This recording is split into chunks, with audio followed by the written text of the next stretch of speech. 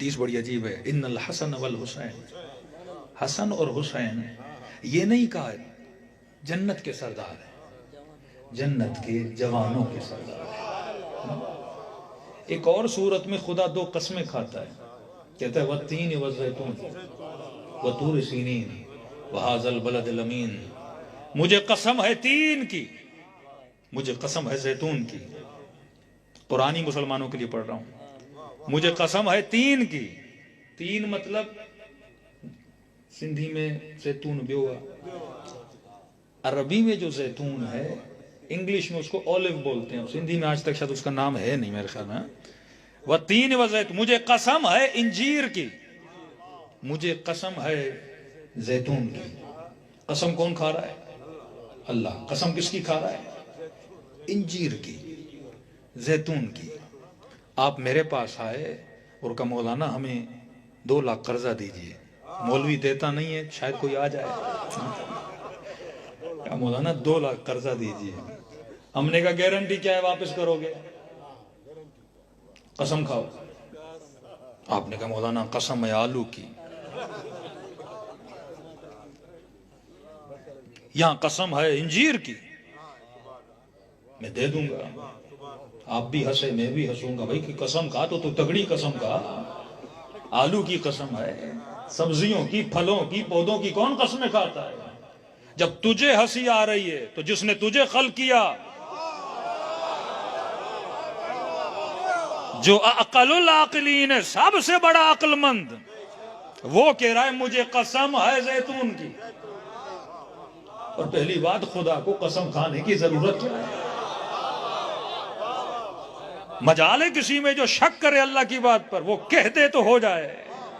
خالق کو کیا ضرورت پڑی قسم کھانے کی؟ مطلب جب وہ جس چیز کی قسم کھاتا ہے اس چیز کی اہمیت کو بیان کرتا ہے، کہ کبھی کہے اے میرے حبیب جن گلیوں میں تو گھومتا تھا ان گلیوں کی قسم ہے، کبھی کہے تیری زلفوں کی قسم ہے، مطلب نبی کی اہمیت کو بیان کیا جا رہا ہے۔ کبھی کہے ان گھوڑوں کے سموں کی قسم ہے، مسئلہ گھوڑے کا نہیں ہے، مسئلہ یہ ہے گھوڑے پہ سوار کون ہے،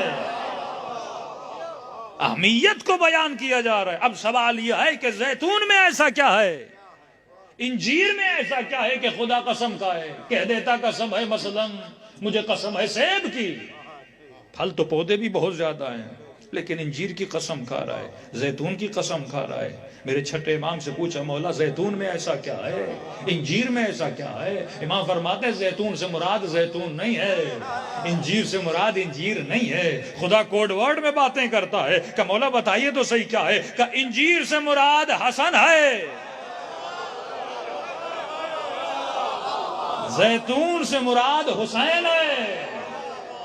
پھر اشارہ کیا سورہ نور کی طرف، خدا کہتا ہے میں نے ایک شجر بنایا جو شجر زیتونیہ ہے، جو ہمیشہ جلتا رہتا ہے، جس کے تیل میں اتنی طاقت ہے جس نے اپنے شجر کو کھڑا کیا ہوا ہے۔ فرمایا زیتونیہ سے مراد یہی ہے، شجر حسینیہ ہے، اور تا قیامت نسل امامت اگر چلے گی تو حسین سے چلے گی، اور اپنے تیل سے چلتا ہے، یزید روشن ہے اپنے تیل سے، کا تیل سے مراد ہے خون حسین۔ تا قیامت اگر امامت بڑھے گی تو خون حسین سے بڑھے گی نا، مجلس عزا سے بڑھے گی نا۔ یعنی 5 منٹ کے لیے تصور کیجئے شیعت سے کربلا کو لے لیا جائے، کچھ نہیں بچتا شیعت کے پاس۔ یہ جتنی شیعت بڑی اسی جھولے سے نا، اسی علم سے نا، اسی تعزیے سے نا۔ اس کا ربط کہاں ہے؟ کربلا پر ربط ہے نا۔ فرمایا یہ شجر زیتونیہ ہے، لیکن نقطہ جو میں بیان کرنا چاہ رہا ہوں، فرمایا زیتون کی قسم ہے، انجیر کی قسم ہے۔ ریسرچ سنیے، جاپان کے 2 ڈاکٹرز نے ریسرچ کی کہ انسان بوڑھا کیوں ہوتا ہے، بڑھاپا کیوں آتا ہے انسان پر۔ ایک معجزہ بھی ہے کہ امام زمانہ آج تک زندہ ہے، میڈیکلی پرووڈ ہے کہ کوئی بندہ 1000 سال بھی زندہ رہ سکتا ہے۔ بوڑھا کیوں ہوتا ہے؟ کہتے ہیں انسان کی باڈی میں ایک مادہ نکلتا ہے جسے جوانی کا مادہ بولا جاتا ہے، 30 سال کے بعد وہ مادہ کم ہونا شروع ہو جاتا ہے، 35-36 سال کے بعد وہ بننا بند ہو جاتا ہے، اور جب بننا بند ہو جاتا ہے تو آہستہ آہستہ بال سفید ہونا شروع ہو جاتے ہیں، گھٹنوں کی تکلیف شروع ہو جاتی ہے، بدن پوسیدہ ہونا شروع ہو جاتا ہے، یہاں تک کہ 60-70 سال کے بعد انسان بالکل ختم ہو جاتا ہے۔ ریسرچ کیا کی؟ کہا وہ مادہ جو آٹومیٹیکلی باڈی میں بنتا ہے ہم باہر کی دنیا میں تلاش کریں، کن پودوں میں، کن پھلوں میں، کن سبزیوں میں پایا جاتا ہے۔ اب ریسرچ انہوں نے اتنی کی، ہر پھل، ہر سبزی، ہر جڑی بوٹی کو انہوں نے تلاش کیا، پوری دنیا گھومنے کے بعد ان کو جوانی کا مادہ 2 پھلوں میں ملا۔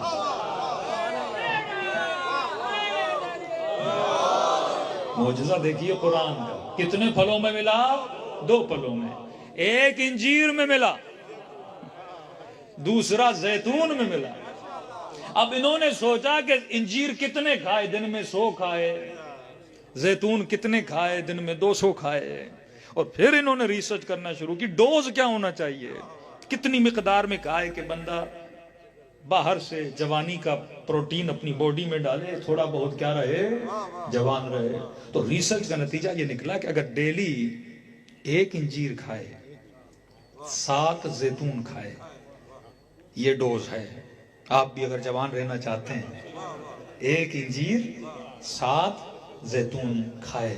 ریسرچ انہوں نے چھاپ دی۔ مصر میں قرآنک اسٹڈی کرنے والا ایک پروفیسر تھا، اس نے ریسرچ پڑھی، پڑھنے کے بعد ان کو خط لکھا کہ تو اتنی محنت کے بعد اس نتیجے پہ پہنچا ہے۔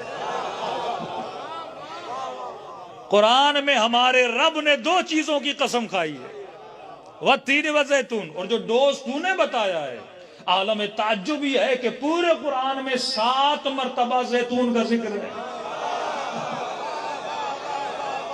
1 مرتبہ انجیر کا ذکر ہے، یعنی اللہ نے ذکر بھی کیا اور ڈوز بھی بتا دیا۔ لیکن جس نقطے پہ میں لانا چاہتا ہوں، یہ تو جاپانی اور مصریوں کی تحقیق ہے۔ اب میں بھی پڑھ رہا تھا تو اللہ نے ذہن میں ایک بات ڈالی، نبی کی حدیث آ گئی، ان الحسن والحسین سیدہ شباب اہل الجنہ۔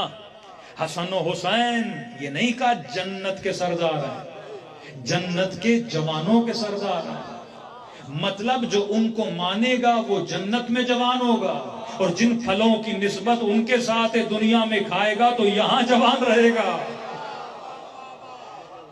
علی والے کا جسم بھی جوان، اور اہل بیت کا چاہنے والا جب جنت میں جائے گا وہاں بھی جوان رہے گا۔ تو اللہ اگر قرآن میں کسی چیز کو سمیٹ رہا ہے تو یہ برکت والی بات ہے۔ چھوٹی قسمیں پر کھولو گے تو اس میں بڑے بڑے